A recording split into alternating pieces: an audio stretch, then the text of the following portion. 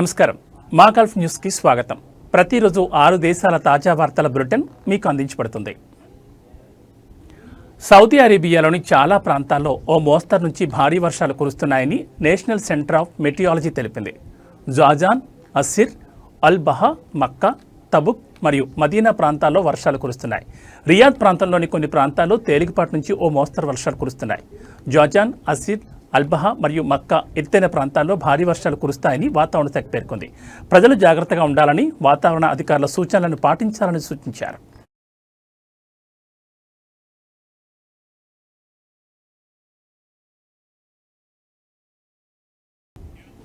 ఖతార్లో కీలక రోడ్డు 13 రోజుల పాటు మూసివేయనున్నారు.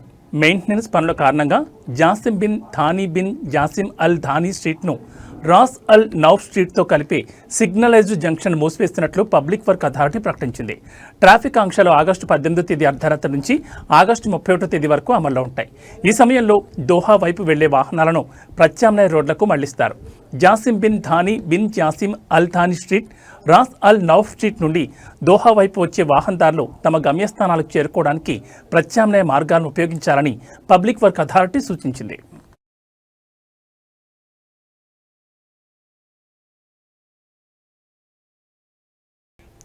కువైట్ అధికారికంగా వెహికల్ గ్లాస్ రంగును 50% వరకు అనుమతించింది. ట్రాఫిక్ చట్టం యొక్క ఎగ్జిక్యూటివ్ బైలాస్ కొన్ని నిబంధనలను ఇటీవల సవరించారు.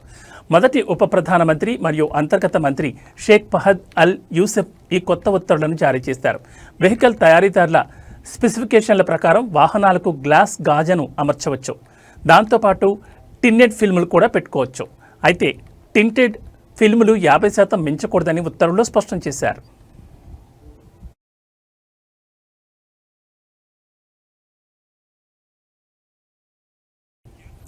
దుబాయ్ ఎయిర్పోర్ట్ ఇప్పుడు ఏఐ ఆధారిత కారిడార్కు నిలయంగా ఉంది. ఇది ప్రయాణికులు సెకండ్ల లోపు ఇమిగ్రేషన్ పూర్తి చేసి వెళ్లడానికి వీలు కల్పిస్తుంది. కొత్త ఏఐ కారిడార్ ద్వారా ఒకేసారి 10 మంది గుర్తింపు పత్రాలను స్కాన్ చేస్తుంది.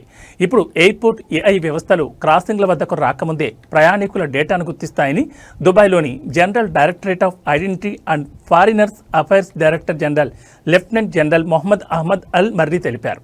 కొత్త ఏఐ ఆధారిత కారిడార్ ద్వారా ఇమిగ్రేషన్ ప్రక్రియలను వేగవంతం చేస్తుందన్నారు. ఎయిర్పోర్ట్ సామర్థ్యాన్ని రెట్టింపు చేస్తుందని అన్నారు. ఏదైనా అనుమానాస్పద పాస్పోర్ట్ను గుర్తించడంలో కొత్త ఏఐ వ్యవస్థ సహాయపడుతుందని ఆల్మరీ చెప్పారు.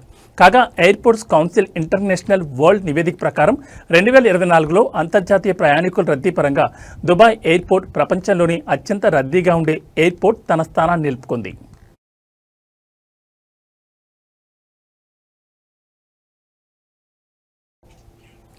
బహ్రెయిన్లో వివాహానికి ముందు ఆరోగ్య పరీక్షలు ఇక తప్పనిసరి కానున్నాయి. ప్రతినిధుల మండలిలోని సేవల కమిటీ ఈ కొత్త పార్లమెంటరీ ప్రతిపాదనను సమీక్షిస్తోంది. ముసాయిదా చట్టం ప్రకారం వివాహానికి ముందు మానసిక ఆరోగ్య, మాదక ద్రవ్య వినియోగ, జన్యు మరియు అంటువ్యాధుల పరీక్షలను చేయించుకోవాలి. ఆరోగ్యకరమైన కుటుంబాలకు బలమైన పునాదులను వేయడం ఈ ఆరోగ్య పరీక్షల లక్ష్యమని ఈ బిల్లు ప్రధాన స్పాన్సర్లలో ఒకరైన ఎంపీ బాస్మా ముబారక్ అన్నారు. సౌదీ అరేబియా అమలు చేస్తున్న ఫ్రీ మ్యారేజ్ స్క్రీనింగ్ ప్రోగ్రాం వల్ల మంచి ఫలితాలు వచ్చాయని, దాదాపు 60% హానికర వివాహాలను తగ్గించాయని తెలిపారు. వివాహానికి ముందు ఆరోగ్య పరీక్షల ద్వారా బహ్రెయిన్ కుటుంబాలకు బలమైన వైద్య, మానసిక మరియు సామాజిక రక్షణ లభిస్తుందని ముబారక్ అన్నారు.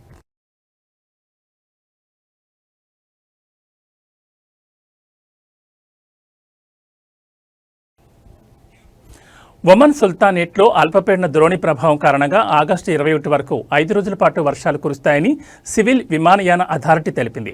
National multi hazard early warning centre తాజా అలర్ట్ ప్రకారం Oman గవర్నరేట్లలోని ఆల్బుస్తా, Dhofar, South Al షర్కియా, north అల్ షర్కియా మరియు అల్ దకిలియాలో వర్షాలు కురిసే అవకాశాలున్నాయి. వర్షపాతం 15 నుంచి 20 మిల్లీమీటర్ల మధ్య ఉంటుందని, ఇది కొన్ని వారిల ప్రవాహానికి దారితీస్తుందని హెచ్చరించింది. అరేబియా సముద్రం మరియు ఒమన్ సముద్రం తీరాల వెంబడి సముద్రం అల్లకల్లోలంగా ఉంటుందని, గరిష్టంగా 4 మీటర్ల ఎత్తులో అలలుంటాయని తెలిపింది.